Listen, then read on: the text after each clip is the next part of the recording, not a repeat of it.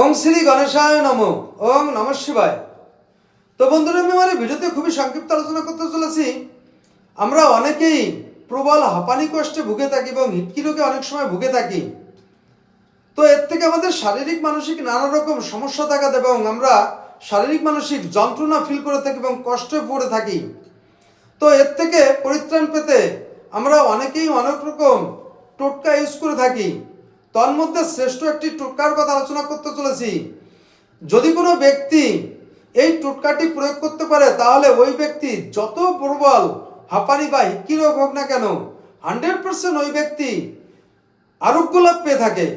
তো বন্ধুরা, সেই টোটকাটি হলো কনক ধূত্রার ফল, ফুল, শাখা, পাতা একত্রে মিশিয়ে ভালো করে কুচি কুচি করে কেটে রোদে শুকিয়ে নিতে হবে। এরপর বয়স অনুযায়ী পরিমাণ মতো কলকিতে সাজিয়ে ধূমপান করতে হবে। এইভাবে কয়েকদিন করতে পারলে 100% ওই ব্যক্তির প্রবল হাঁপানি এবং হিক্কি রোগ থেকে সম্পূর্ণরূপে আরোগ্য লাভ পেয়ে থাকে। তো বন্ধুরা, এই ছিল আমার এই ভিডিওর মূল সংক্ষিপ্ত আলোচনা। নমস্কার।